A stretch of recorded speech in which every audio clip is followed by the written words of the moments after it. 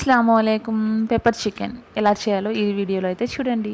First అయితే ఒక కడాయి తీసుకొని దాంట్లో అయితే 3 ఆనియన్స్ అయితే చాప్ చేసి వేసుకున్నాను. దాంట్లో అయితే 4 to 5 అయితే గ్రీన్ చిల్లీస్ కూడా వేసుకోవాలి. మీకు ఎక్కువ స్పైసీ కావాలి అనుకుంటే 8 అయినా వేసుకోవచ్చు. 15 to 20 కాజు వేసుకున్నాను. అండ్ కొరియాండర్ లీవ్సే కాదు, మొత్తం కొరియాండర్ అలా వేసేసేయాలి.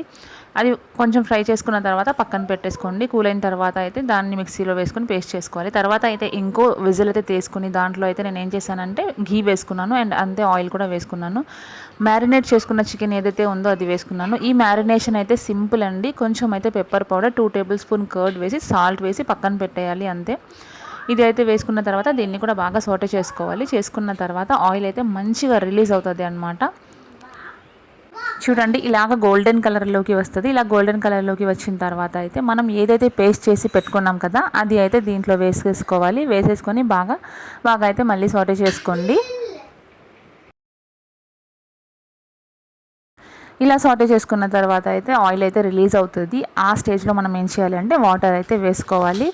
మనకి ఎంత అయితే గ్రేవీ కన్సిస్టెన్సీ కావాలో అనేది చూసుకొని దాన్ని బట్టి మనం అయితే స్టవ్ ఆఫ్ చేసుకోవాలి. అంతేనండి, very quick and easy recipe. ఎంత బాగుందో తెలుసా, టేస్ట్ అయితే నెక్స్ట్ లెవెల్ ఉంది.